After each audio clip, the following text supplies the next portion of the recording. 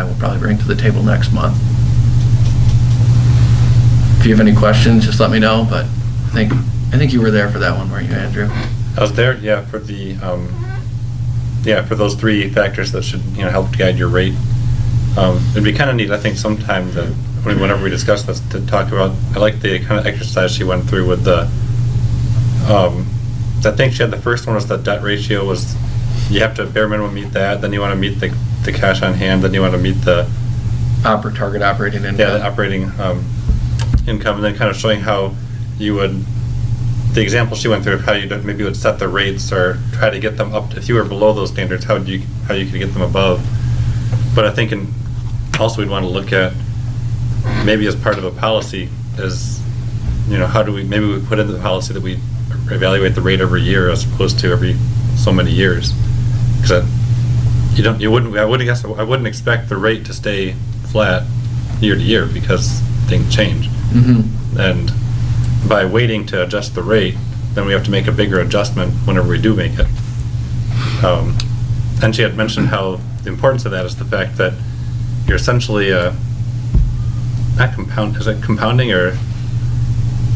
It's not. Is that the right term? Basically, like how it's kind of like compounding interest. The sooner you invest, the better, kind of thing. Right. And the same thing kind of applies to the rate. If you do a 1% rate increase every year, you're better off than doing a 3% rate increase every 3 years. Does that make sense? Yeah. And then, and she was saying that's another reason to kind of reevaluate the rate frequently and make small increases to it, or typically increases, but adjustments as you go, so that you don't have to wait 3-4 years and then come back and tell your customers, hey, we got to increase the rate 5% to cover our debt service or something like that. Right. Spikes. Yeah.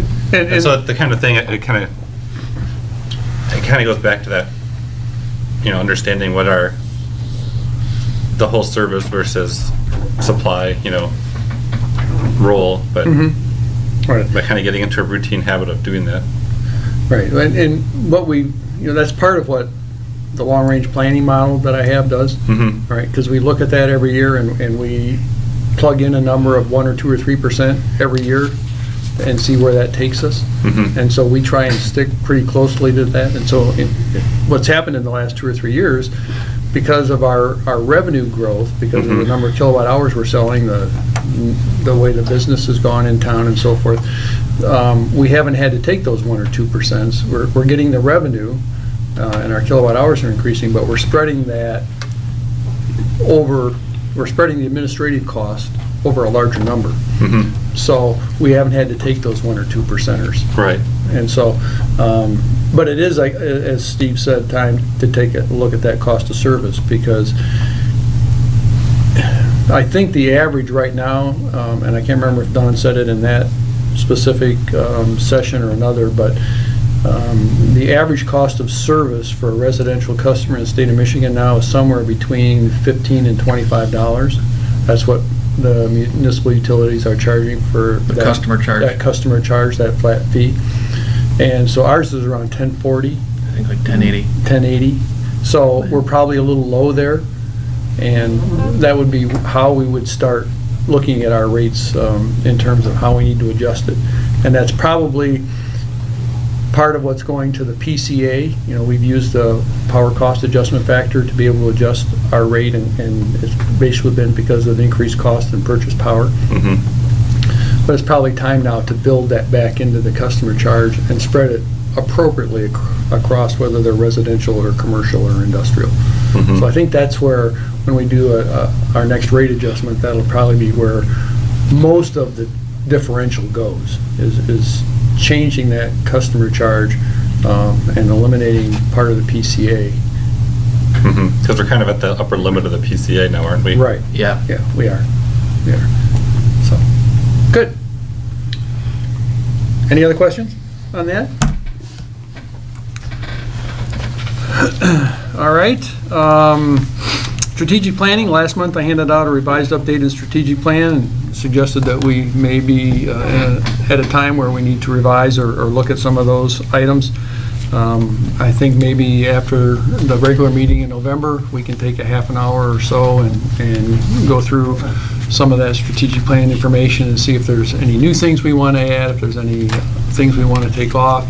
If you remember what I handed out last month, I kind of changed some of the A, B's, and C's, the colors on whether they've moved into the green, we're working on them, or whether they've come off the shelf because we've completed them and updated those types of things. But there's probably individual items on there that we can take out because they're completed and new things we can add. So maybe we can start looking at that after next month's meeting. Also, as part of strategic planning, one of the things that we've talked about, the board and myself, and then I've talked to staff about it as well, is how we can get better at communicating. And we find that obviously the social media is becoming more popular. People are using it more in other industries. The utility industry's been probably slower than most to get involved in that. But it is something that we need to do. We've spent some money to try and get some things set up, a blog and a Facebook page and those types of things. But we thought we should take a step back and look at it and see how we might be able to do things a little differently. And we've started to use some of the materials and some of the things that are available from APPA. I think Sharon has handed out or has to hand out a design that we've worked on over the last 3 weeks that kind of incorporates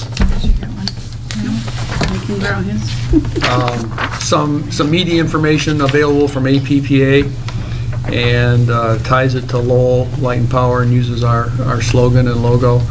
And I think our plan at this point would be to have some banners made with that. And at different times during the year, we would work with the city to be able to hang those banners, maybe one every 3 poles or something like that. I think it'd be particularly good through Public Power Week, National Public Power Week. We tried to get this ready and get the banners made for last week, but we couldn't pull it off that fast. But there's other times we could put them in. We could put them in when we have the expo. We could put them in when there's some other event going on at Lowell, when we have a recycling event or those types of things. We could trade them in and out with the other city banners. So that's one thing we're doing. Sharon, do you have a video we put on our Facebook page? I'm going to go over this communication Okay. plan. All right. What? Who designed this? Sharon? Potential banner? Who designed it? United Sign. United Sign. I like the guy holding the flag. The guy You do holding or the flag. don't? The guy holding the flag is. You don't like it? That's the public power. That's the public power guy. I mean, that's on APPA. I think it's, Oh, I sent, I think it's APPA adopted great. that. That's I not like something it. we dreamed up. I sent them the information, they just put it Okay. together. Okay.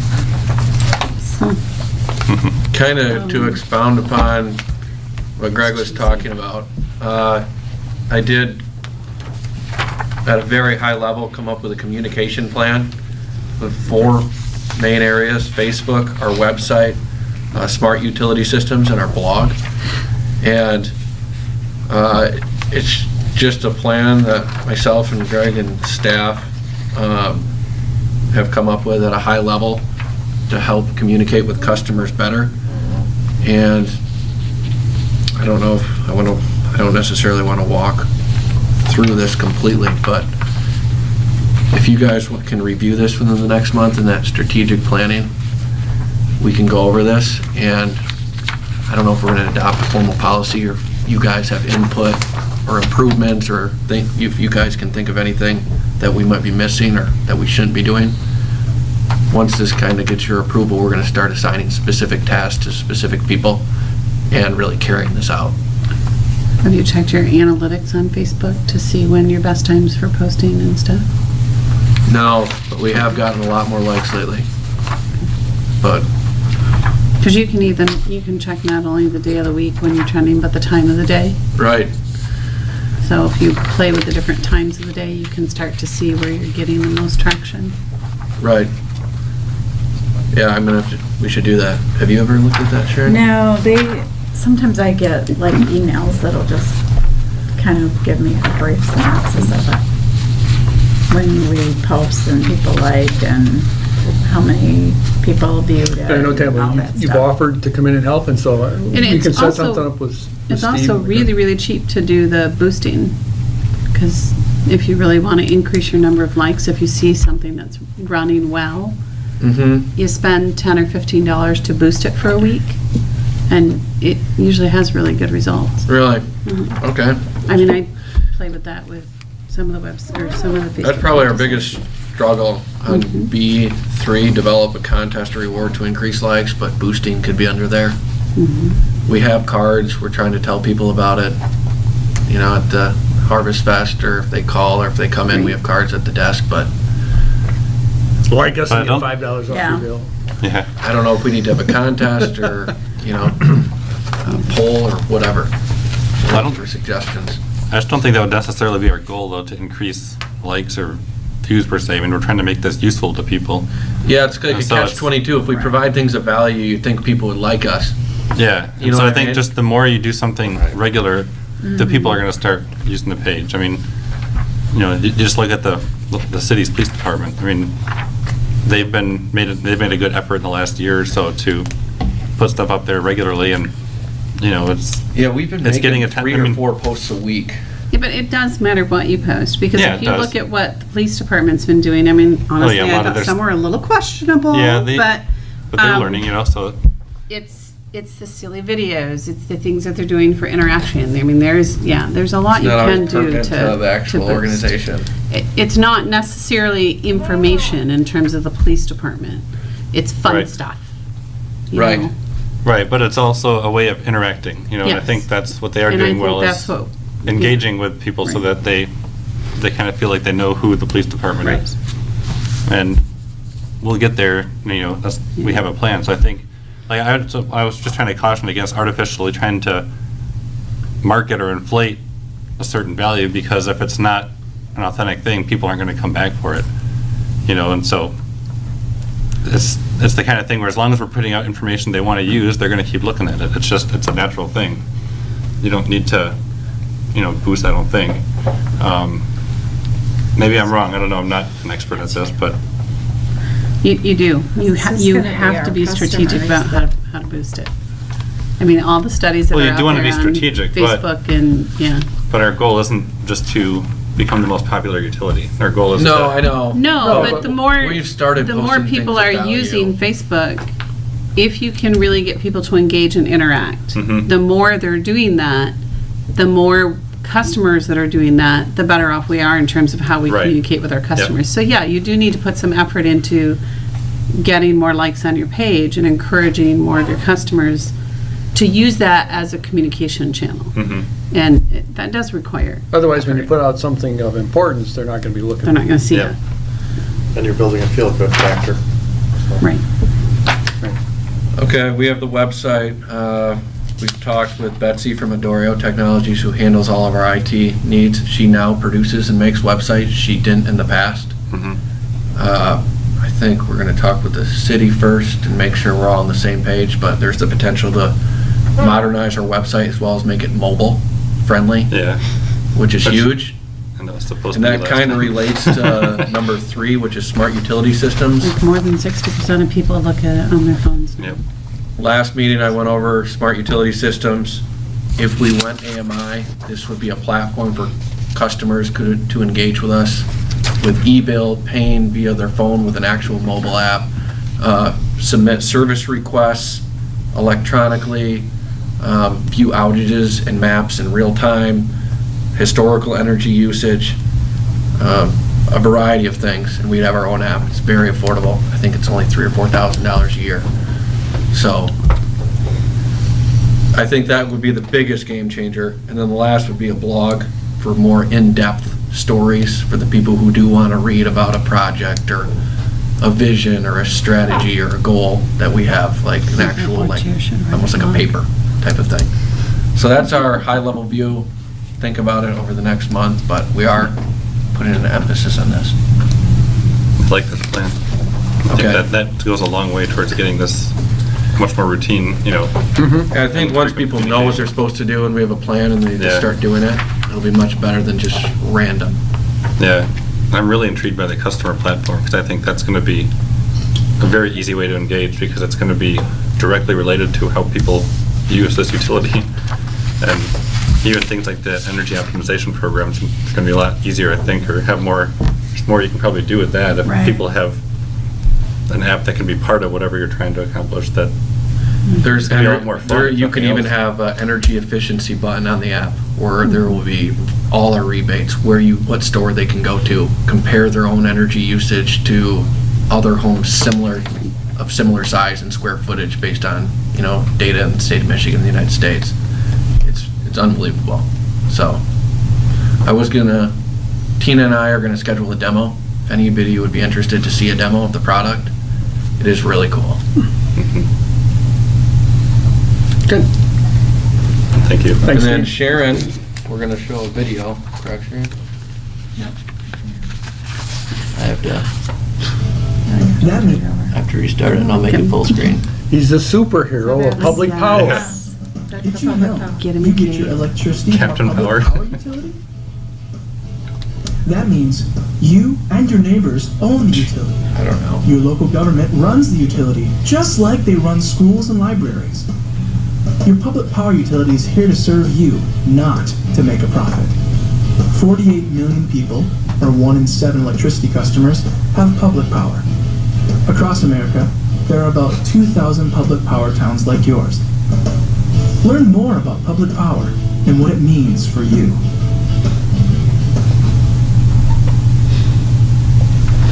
Okay, Pretty when are we cool. gonna get like the shirt that someone can put on and have all the muscles?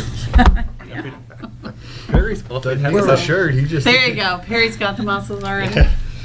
Figured you probably didn't see that on On Facebook? computer. No, I didn't see that on the computer. Well, that's a good Halloween costume, right? Yeah. Yeah. So, Captain we're Public waiting Power. for Tom to bulk up.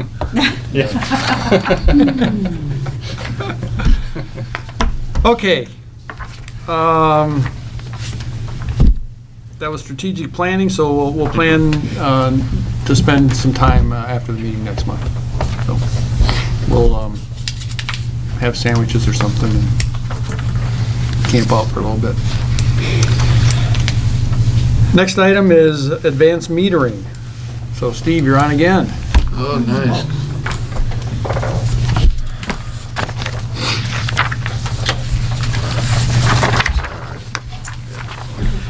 Need one more?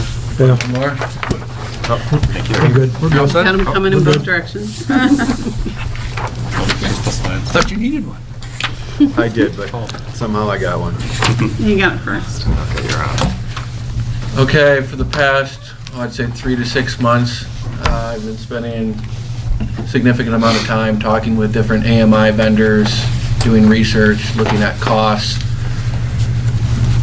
industry reports, things of that nature. And we've kind of, at the previous few board meetings, gone over at a high level what AMI would look like for low light and power. And I just wanted to give a more formal review of the vendors I've looked at, and based on my research and review, what I would recommend going forward. So, kind of reiterate the benefits of AMI. There's obviously the customer side benefits and low light and power benefits.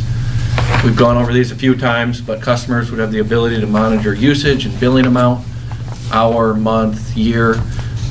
They could receive alerts, whether on usage or their budgeted amount in real time, so they can make informed decisions. They can view outages in real time. They can report outages in real time.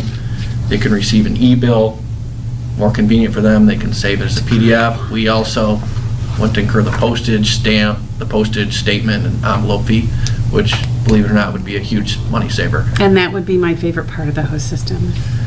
I'm almost- hoping I do we can everything find a more favorite electronically. part than I that. cannot wait for us to have the But- electronic options. Are we the last ones? Yes, it drives me nuts. Well, that and city water. It's like, come on, people.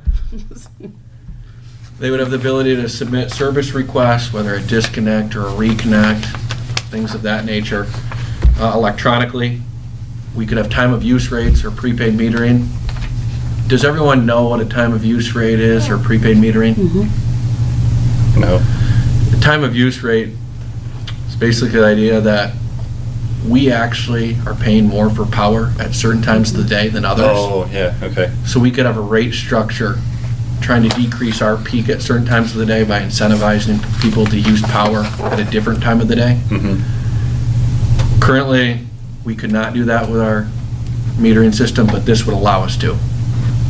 So, wouldn't happen right away, it would be a process, but it would give us the ability to someday do that. The billing days would be more consistent for the customer. Right now, depending on weather, a meter reader gets sick, there's a holiday, who knows what. We could have a billing month from 27 days to 36 days, which you'd be amazed by how many calls we get. Oh, my bill's really high. Well, your billing month was 5 days longer, which is an extra 17%. So naturally, your bill is going to go up between 15 and 20% just on that. So this would give the consistency to the customer, knowing what to expect month to month.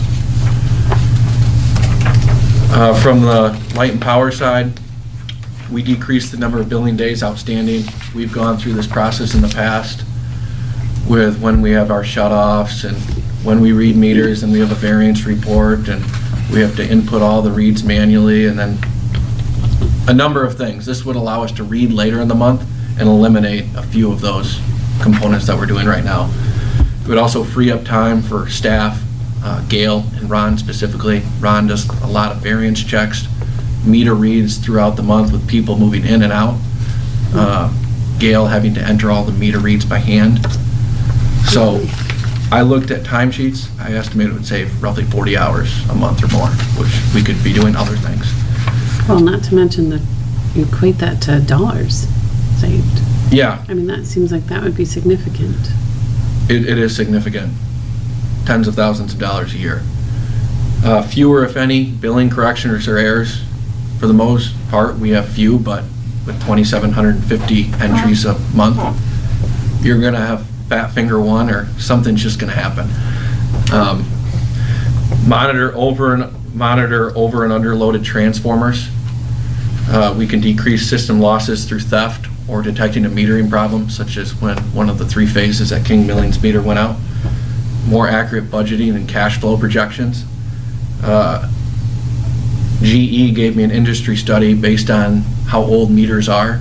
They lose their accuracy. So if a meter's 5 years old, it might be capturing 99.8% of the kilowatt hours used. And the older the meter gets, the less Interesting. we're actually billing that we should be. And GE estimated that we're losing $25,000 a year in unbilled revenue.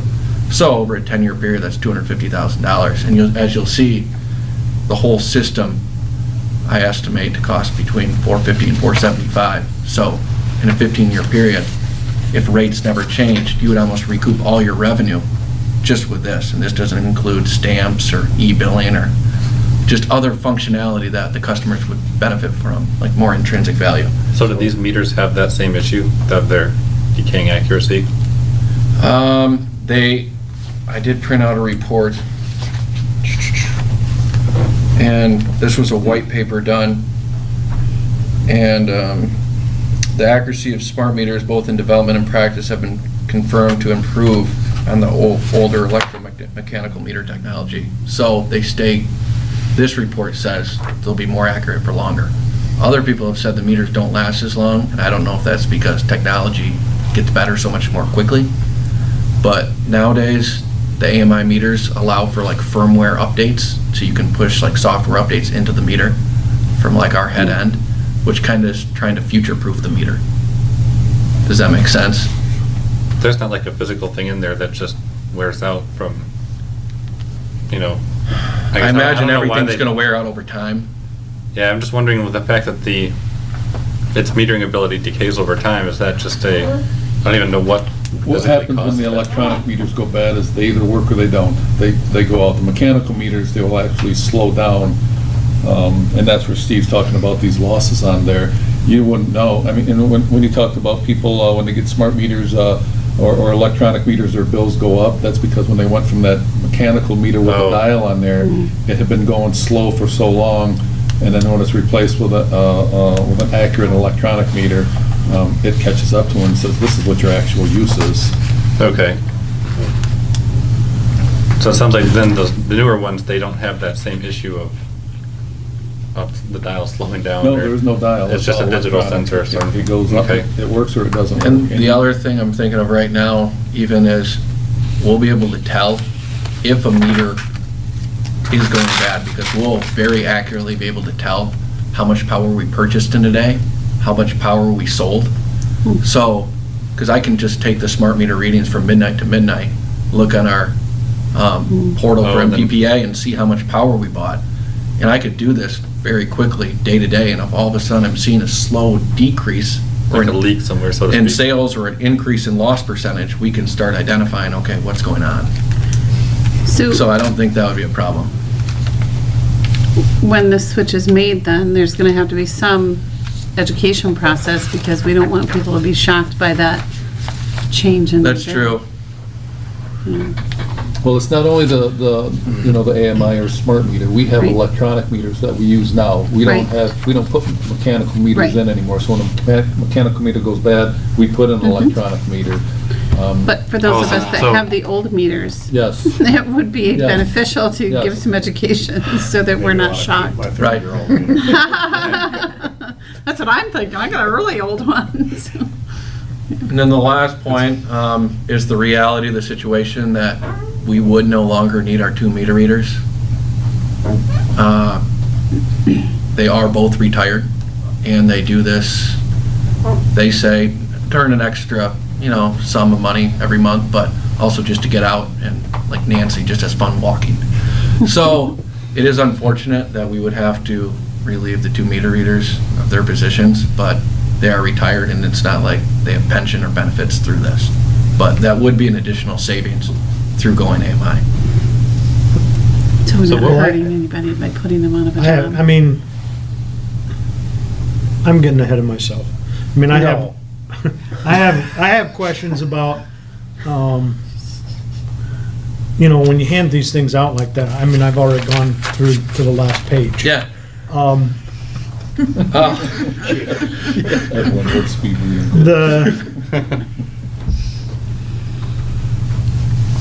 So what percentage, I mean, we've talked about it, and I think one is we have to devise a policy for, I mean, we've kind of said that this would not necessarily be mandatory for every household if the household decides, they don't want Correct. AMI metering and everything, so, I mean, That is on how a many, later. so how many people are, do we have any guesswork of how many people are gonna say, no, I don't want it? So, When we put this in Whispering Hills, we put it in every single customer's house that we sent a letter to. There was no one that turned it down when we told them we were putting it in the smart meter. I don't have any numbers, I can look into that. I would hope it's less than 1%. So you're Well, talking- I can't imagine it'd be very many. Right. I think That's Taylor's my right, guess. we have to engage the customer beforehand, tell them of the benefits. It's not like Big Brother, it's not like we're gonna be paying attention to when somebody's flipping on a white light switch or their blender, and just reiterate how many positives are gonna come out of this and what they can do with it. But there would be an opt-out clause. I think the state of Michigan made a ruling in a consumer's energy case where they can't opt out, and we wouldn't allow for people to opt out. okay, I mean, I'm just, But I think the numbers are gonna be small enough, if it's on the order of like a dozen-ish that do that it's the kind of thing that it's not gonna ruin the benefits of the system, like, No. even in terms of just modeling or seeing where all the usage is. I mean, if you had to, you could go to those 12 and just kind of figure out, Right? what their trends are, and then just put those manually into the system. as I you know try a to lot of figure- commercial customers are really looking forward to something like this. I just Oh, met yeah. with Timpson Orchards, and John Timpson was really excited. He's like, oh, this would be great, because he actually had to switch rates, and we met with him and explained things. He's like, oh, this would be awesome. If I could learn what, compressors or motors and stuff are coming on when, so. Oh, yeah. I think it's a big benefit, it's just the I'm not communication. saying, No, I'm not saying it's yeah. not a benefit, I'm playing Debbie Downer right now because, I mean, we have some people or a few that have been very vocal in the newspaper and everything about you know, that, you know, they're gonna become deathly ill because of this and et cetera, et cetera. Yeah, I think we have to be sensitive to that, but also put forth the facts too, so they can make an informed decision, and if they still don't want to go with an AMI meter, we have to respect that. And I guess the other is, when I talk about policy, is, so for instance, let's say I want to go an AMI meter, but Tom could probably tell us more of how many houses in the, I mean, what kind of are there houses, homeowners, ratepayers out there that they're going to have to update their service in their home in order to accommodate the AMI? That was quite a few years ago, and that was discussed, and they are now coming out with adapters to go on those A-bottom meters. Okay. We do have roughly 3 dozen of those customers. I think one of the guys just went through the list and updated it. So that wouldn't, so It then. wouldn't be an issue. They do have an adapter. Okay, Yep. great. Okay. I had one other question on the previous slide. Yes? What's the issue with the over and underloaded transformers? Well, right now, let's say a transformer blows. We don't know what resident necessarily was causing that transformer to blow or be overloaded. Or it's possible that we have a transformer that could be half the size at that location. This would allow us to see what customers are using at certain times, and if we put in the transformer information, like if it's a 25 kVA transformers or Z6 customers on it, it'll calculate, okay, at this hour or this 15-minute period, this transformer was overloaded. That we can be proactive and decide to change the transformer out before it blows. Or if a transformer is only being used 1/5 of what it can be, we can put a better sized transformer in that location, and you know what I'm saying? Yeah. Undersized transformers or underloaded transformers are not efficient. Mhm. It's like when we talked about power factor quite a few years ago, and the example was the elevator. An elevator is really not efficient at all because it's rated for a certain amount of weight that goes on there. So if one person's on an elevator, you're still using the amps to operate that elevator, but you're not getting Any efficiency? Bang for your buck. exactly, yes. You'd rather have more You people on the elevator Exactly. for like, Yes, same thing with transformers. yes. Does that make sense? Yeah, I was trying to think why, but I can look that up later. I mean, that's more of a technical question than. Yeah, I'm not- you know, information on The power point is that factor I can give you, too. the lower loaded is less efficient and. And if they're Overloaded overloaded, the is risk- transformer risk could load. eventually burn up and we'll Yep. have to replace it. But before it breaks, we can put a bigger transformer in Yep. that location. Okay. Through this process, I looked at 4 different vendors, a few of which I looked more in depth than others. Currently, we have 210 meters in Whispering Hills area that are Elster meters. I also looked at Eaton Cooper, General Electric, and AT&T.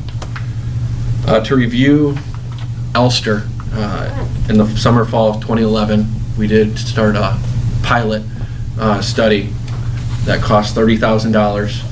And unfortunately, Elster had a problem with their circuit board and a chip on their board called a U6 problem, I think they called it, where eventually the meter would fail. And it so happened that we got a huge population of those meters with the U6 problem. So in fall of 2012, they, at no charge, replaced all those meters. Since that time, we've still had occasional meters fail. I haven't been overly impressed with the customer service, just with returning material and the communications. But the good news is, out of every vendor that I looked at, they had the cheapest cost to go all in, and that's project delivery, software, the meters, the gateways, the relays, all the equipment and material and time and engineering for our system to go to become fully implemented. It was roughly $450,000. There is a $25,000 reoccurring fee though with software support if we went with Elster. So that, a couple $1,000s a month is a good chunk of change. The Elster meters use a mesh network, and a mesh network uses a radio frequency where basically meters talk with one another, and the whole idea is to get back to this gateway or collector, and the gateway or collector ties back to a software hosted on a server at our building. So there are there's cellular meters, there's radio, there's mesh network meters, and there's point-to-point meters. And this would be a mesh type system where the meters talk with one another. And we are a pretty dense town. I think that's the way to go for Lowell. If we were really a rural community where there's a house every half mile, you might want a cellular. But we do have so many houses and buildings and businesses in such a small area that a mesh network from different propagation studies appears to be the best network for us. Does anybody have any questions on that? Ian Cooper was the next vendor I looked at. They have 4+ million AMI nodes installed and supported. They're in more than 300 systems in the country, and they're all public power utilities. Hillsdale and Sturgis both have AMI systems through Ian Cooper. I've talked with John Griffith from Sturgis, and he's happy with their system. They're the largest demand response solution supplier in the industry. This would be like eventually controlling thermostats or different equipment at businesses, which I think Greg talked about earlier with like a SCADA system. It's also a mesh network solution, and they do support water and gas. So there would be the ability to add a water node at an additional price, but the same meter could read both water and electric, and if we ever become a gas supplier somehow down the road. So how does the same meter read if you got water going through, I don't know that, I mean, Wherever the valve is, you take but the they wire do from the have valve and it's. a node you measures put in the meter and it reads the water. Yeah. Whatever kind of flow meter they have, it's gonna have an electrical output, so they run a wire to the meter and the meter sends off the It information. might even be wireless too. Yeah. I think it is wireless. Do you want me to check on that for you, Perry? I can, it's not a problem. After reading them, I already have my pick of, Well, I mean, you can. I have a pick too. It's But like going to Panera, pick two. all in, Obvious what your pick the- is, the way you put the information on here. well, yeah. All in cost of roughly $475,000 to complete a system-wide deployment. Their reoccurring annual fees are $7,200. You can probably tell which way I'm going, but they do have a 3-year 0% interest financing option where the first 1/3 would be due when we sign the contract, and the next third would be a year from then, and then a year from then. So from a cash flow standpoint, it's really attractive, and it would fit our capital budget of $175,000 that we allocated this year. But it's also the lowest cost. It is the lowest cost. Because you're going back, the other one's 450, but it has a 25,000 recurring. Exactly, So this is actually, the upfront might be, a little bit more. is $25,000 more, but in 2 years, or almost 1 year, you've recouped what your cost is, and the interest-free, you've more than recouped what your cost. So this Eaton Cooper is by far the less expensive as compared to the other one, and from reading your stuff, it's the most reliable of the ones that you've looked at. It's hard to think how can they be the cheapest and more reliable. I just think they're the most mature in the industry, and they've recouped a lot of their R&D and other types of costs. So I think what Perry's telling you is we probably don't have to look at the rest of it. Okay, well, I just want you, I wanted to do a report No, I appreciate and that. let you guys know that I did look at 4 vendors. This is, I talked with Greg and Tom about this. AMI systems to me are a little bit different than just going out for a bid for something. Yeah. Different vendors play more some are more residential, some are more rural. You know what I mean? Some are huge companies and some are smaller companies, and this is really a good fit for us being a smaller utility in a small lot of, small area in terms of square miles. Well, and you said that Eaton Cooper's been around longer, they're a more Yeah. mature company, so, I mean, obviously, because we're this technology, how much do we expect this to change and grow and develop over the years? And Well, Well, so, I mean. It will change. it will. Right, but I know, it's I mean, if- cell phone and everything else. if they've had the most experience, I kind of feel like that gives them a leg up in terms of adapting, because we all know technology changes pretty rapidly. Right. Well, So- yeah, so it'll give them a leg up for over the next 2 years, but Yeah, Their but who competitors are knows trying in to catch 3 to up, 5 so- years, right? depends how well they keep that leg up. Yeah. Okay, well, I won't go through the rest of the presentation that I worked so Well, I hard think to you put should, here. I don't wanna I see think that. you should for our audience. Okay, Well, I want to see it anyway. the last point, They're using a mesh system? yes. Mhm. Okay. If they're using a mesh system, Eaton Cooper uses a Yukon software that would be in-house, and the Yukon system can connect to our DAFRA CIS. I've already confirmed that it can connect to the new surveillance SCADA system. If we ever had an official outage management system, prepaid metering, it's like one platform fits all. It's not like you have all these different vendors working with all these different softwares that you have to learn. So that's a pretty nice feature. General Electric, when you see the cost later, you'll wonder why I looked at them, but it is GE. They're an awesome company, and they have an awesome product, but it's very expensive. They use a different type of technology. It's point to point, so it's from the meter to the collector. It's not from meter to meter to meter to collector. And that there's pros and cons. One con of that is if there's hills or trees in the way, there's no, you could have a problem communicating to that collector. Whereas if you can go from meter to meter to meter, you might not have that problem. What is an IQ Connect, Grid IQ Connect? I'm not sure what, Probably a intelligent quotient? I'm not sure. Okay. They could just call it Grid IQ Probably a trade Connect. name or something. I mean, Okay, I just wondered if that was It's an a s- acronym I was missing. or It's a something. similar type of platform as that Yukon software, but from what I've talked with GE about and read, they don't have a way to connect it to SCADA, which kind of boggles my mind, but that's, yeah. it can handle water and gas. And something else that I picked up on, it's geared more mainly to mid to larger sized utilities or larger areas. I asked if I could have a reference, and I had a call with a guy from Kentucky, and they said this was the closest size utility that they could get me to, and it was this utility of 20,000 customers and 2,100 square miles. So like, that's, Yeah, they're small. It's a big difference. yeah, it's a big difference, but if this is the closest. I think GE is a great company, and I'm sure they make a great product, but I just don't think it would be a good solution for us. There's 3 different models in terms of how we could go with GE. We deploy and own everything. We own the meters and kind of the communication, but they own the servers and the software, or they own everything. That's insane. What's that? Just the pricing. The pricing, it's very expensive. It's crazy. If we went with the managed service, obviously it's the cheapest upfront cost, but you have a $4.75 meter cost per month for 10 years.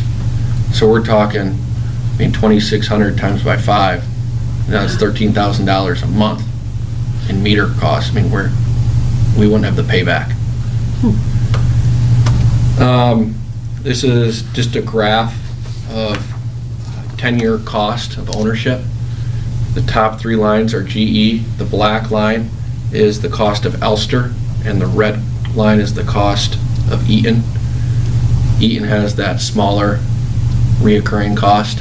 So over a 10-year period, the cost of ownership with Eaton would be, I calculated just under $600,000, and Elster, I think like 740, 750, somewhere in that neighborhood, and GE's significantly higher. The last vendor that I did talk with at the Municipal Smart Grid Summit was AT&T. They were a cellular solution, so they weren't point-to-point or mesh. Cellular is much slower in terms of getting reads. So for us to get reads or for a customer to have prepaid metering someday or to get data, it just takes longer. You know, they do a 4G LTE nowadays, but wireless and fiber is just a lot faster.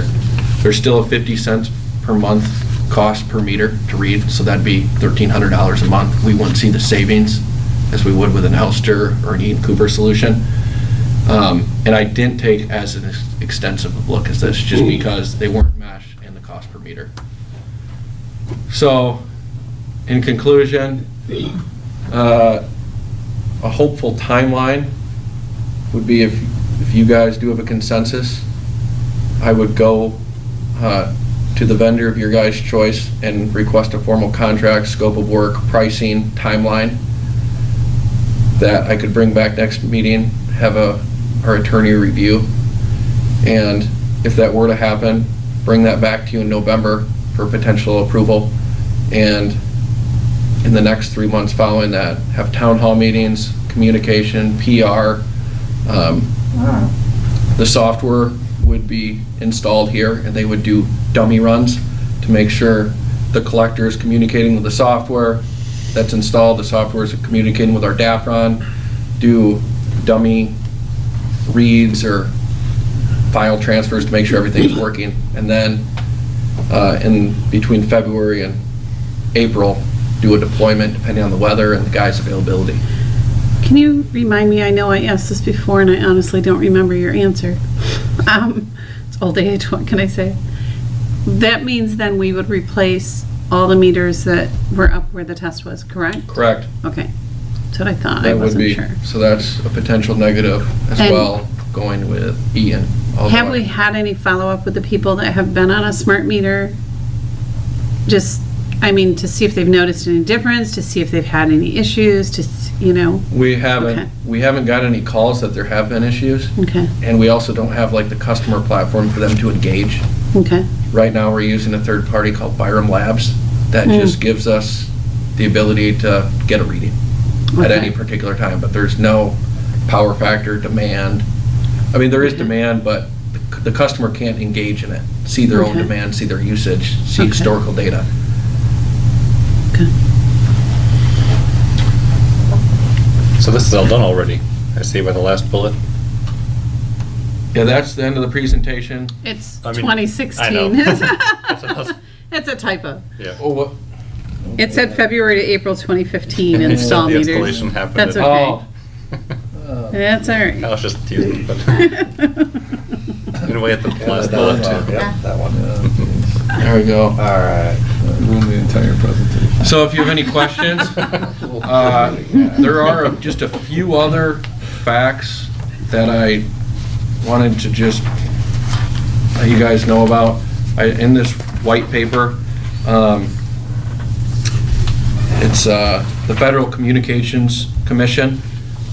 Studies have shown that RF exposures, so that's radio frequency, mesh network type of exposures of smart meters are lower compared to other common sources in the home and operate significantly below Federal Communication Commission exposure limits. And, Pleased to see that. oh, did Just you- pass it around like this. I don't think any of us really are. They talk about the fact that a cell phone is 125 to 1,250 times worse for you than an electric AMI meter. An AMI meter does create a field, Yeah, I guess. you know, there is something coming out of it, but it's so negligible compared to everything else in today's world that I don't know if it's the placebo effect or people thinking that it's you know, the problems or things you hear on the news. But Tom and I talked about this extensively. There's articles out there that I have read that they talk about drawbacks of AMR metering or the smart meters. And in the same article, this lady was talking about all the electric that's in your house, your microwave, your Yeah. refrigerator, just your outlet, Wi-Fi. your radio. That her recommendation was when you go to sleep at night and you have, you know, your headboard at the wall, you put your head at the other side of the mattress because of your clock radio that's there. And I'm thinking, you might as well get off the grid then, not have any electricity in Yeah. the house, because everywhere you go, we're getting it right now, the EMS from Yeah. the lights, from the outlets, you go into any restaurant, you go into. Mics. Well, stand outside. Exactly, I mean, it's, People all don't the- understand, even when you drive your car, the radio waves are going through the air, when you turn on your radio, it's just not, you're not getting the stations locally, right here, it's going through the atmosphere, so Yeah. it's all out there. you could do some really fun infographics with this information. Yeah, well, this is- Do we have a graphic designer around that wants to have some fun? I think just this bottom strip is really, And obviously, we That's the still want to key be thing. sensitive to the people, and I don't want to shove it in anybody's face that they're wrong Yeah. or right, but I just want to lay forth the facts, and if they still were to choose to opt out, we'll respect that. As a board member, for tonight, I am fine with moving forward with Eaton Cooper. The only thing that I'm gonna say that the November, to bring it back and to actually formally vote on a contract November 15th, for me, I wanna see I wanna see, at the same time, approve a policy, for those that don't wanna be part of it. Right. I don't wanna, I wanna, sometimes I'd like to have one before the other, but again, if we're moving towards the AMI, and if we're moving simultaneously together, I'm fine with that. But I personally would not approve a contract for the AMI on November 15th without having some kind of written policy, how we're gonna deal, or how we're going to deal with issues of people that do not want to participate. And that's it's a just, good that's call, me. 'cause it just gives comfort to, like, we're not going to shove it down somebody's throat, you know what I mean? So that's where I stand, I don't know, so if you wanna, I'll let the other ones chime in, but if you want a formal, motion for Eaton Cooper, I'm fine with that. And looking at the cost and looking at everything, and yes, hindsight's easy, if we had things to do over, I wouldn't be using Elster. There's a lot of, anyway, that's where I stand. so the customer interface part of it, like the app or whichever, that's independent of whichever It is. vendor. Yep. So it would be a separate thing that would then be, added on to this, whatever system we choose. Yes. Okay. And, yeah, that smart utility systems, I've looked at our own software provider, Dafron, SUS. There's a couple more I know I've looked at. Can't remember their name off the top of that. But that's like it takes a while. I would let them know that, yes, we are planning to eventually move forward with AMI. We'd like to move forward with your solution, so it can happen all at once. Okay. And, I don't know, we're not taking action on this. We don't really need a formal, Right. but. Motion. Motion, thank you. Consensus, The word I was you have looking to for. say consensus. Right. He's looking Right. for direction But- from I us. just didn't want to come back I and like, think- this is the vendor we're going with, and I You know what I appreciate mean? you taking all the time to gather all this information for us, because I think, if you just brought in one contract, I'd be a little skeptical. It's like, we need an informed decision, and this helps us make an informed decision. I agree with Perry that entering into this, we need to understand how we're going to approach people who choose to opt out. But on top of that, and you may not be able to do this in the next month, it might be a lot to get done in a month, but I would really like to see more of a plan to say, here's how we're going to communicate with customers and educate the customers. You say town hall meetings, but we're going to do, because doing that during the holidays, when I look at your time frame, that's going to be really hard to do a town hall meeting during the holidays and actually get people who are able to come. right? So I would really like us to think strategically about how are we going to educate and communicate with our customers? And, are we going to do a bill insert? Are we going to do, what are we doing to engage people and give them an opportunity to ask questions, to go over information? I was serious. I think this would make a really cool infographic that you could plaster all over your social media and get out there to the public, to give real concrete information Right. in a quick, easy way that people can look at. But I think it's really important for us I just don't know that that's a good timeline in terms of communicating with the public. I don't feel like you're gonna be able to do that effectively in December, and early January it's gonna be a really hard time of year. Is this really that big of an issue? I mean, I don't know, I mean, that's kind of an It is optimistic for schedule anyway, but I It is mean- for some individuals, but my Yeah, but concern it- is if we're gonna make the effort to do a town hall meeting, I think we're sort of, to do it during the holidays, I'm sorry, I have a problem with that. I just feel like we're kind of worrying a whole lot about the handful of people who are afraid of the AMI. Well, And because there's a we lot all of other know. things, like, I mean, the fact that there's an app that would be coming into Mm-hmm. this, to me, that's much more important to communicate to people than the supposed radiation. Well, I think we Well, I should- don't, but I, No, that's, I think we that'd be part of communicate it. all the benefits. Okay. I think we communicate all the benefits. And we all know a handful of people, because some of them like to speak really loudly, Mhm. can make a whole lot of noise and create a whole lot of problems. And I just have a problem if we're going to do a town hall meeting, trying to do that during the holidays, I don't think is fair to our customers. Mhm. It's a very hard time of year for people to take time to come out and attend a town hall meeting. And if they have concerns, I sort of feel like we're shortchanging them by trying to do that during the holidays. Yeah. And it doesn't have to be done during the holidays. I think we would start with, a bill stuffer and that type of thing, and just start getting the information out there and putting some information on our website and our social media. That's why I'd kind of like to and- see that Like later. 3 to see what 5 type- key things we're gonna Yes. do, whether it's, Right. Right, You know, and like sort of the And, timing. and I if we're think. looking to start installation in February or March, then, we've got February that we Right. can have town hall meetings or. And the fact that 200 people in Whispering Hills all chose it, and there was no one that didn't Right. want it, it was 100% there, I don't think we're gonna see much opposition Yeah, I don't to think it. we are either. try to have meetings. We sent out a letter. We sent out Sent out information to them letters and gave them to- opportunities to, to Nobody check back cared. with us, and it didn't matter. Right. You know, one And thing that would the be other thing, go ahead. helpful would just be to solicit feedback from those folks at Whispering Hills. That's part of the, say, hey, here's what they had to say about it. And I mean, we can send out Just a ask them, hey, how do you questionnaire like to your them meters? saying, They're like, you've had I don't know, didn't notice a difference. an advanced meter for 2.5 years now. Do you have any feedback? Well, but they haven't had all the benefit of the advanced Right, meter. true. True, but, Yeah.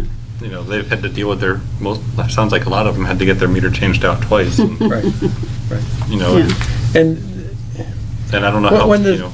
when this process first started and this term was coined, smart meter, just that phraseology is what caused a lot of Yeah. the issues, because people thought it was going to give Big Brother the opportunity to check on them, and that's really not the intent at all. And so that's why we've been trying to, as an industry, Use the- reset that notion, and we call it advanced metering, because that's really what it is. It's a way for both the customer and us to better manage the use of their power, and be more effective and more reliable, so.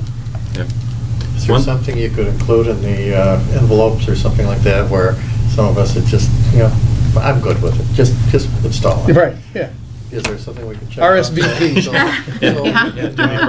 So you've Yeah. got I'm good list, Yeah, so. We can do that. That That's a speeds great things idea. up for you. yep, that's a great idea. That's a good idea. Super. Good. One thing I was going to ask is, even for our benefit, and later on for the public too, but if we could put together the whole cost model, because you mentioned how like that one aspect would give you a return in like 15 years unto itself, but all the stuff you had summarized in the bullets before, if you could maybe put them all together and kind of show, here's our planned return on this whole investment, Yes, just financially, not to mention the whole benefit of having, The advanced technology. yeah, the intelligence of the meter itself, so. right. And I don't know, and I guess the Would you one like to thing, just see Eaton Cooper's financial projection, or all of them? I would just say, I guess for now, just Eden Cooper's, I mean, it's close to what the other one was, Right. But just as just to kind of show people What's that the here's, payback period? yeah, here's Right. the point of this, and we're not going to, raise rates so we can have this really awesome system. It's a system that'll pay for itself Over time. over time, and the time won't be all that long, It sounds like 10 years or something like that, it Well, would pay itself and, back. that's and- important. I don't want people to think they're gonna get their rates jacked up just because we went to these Right, more Yeah. advanced metering system. right. But then the other, I guess the other thing, the other session I went to at the MMEA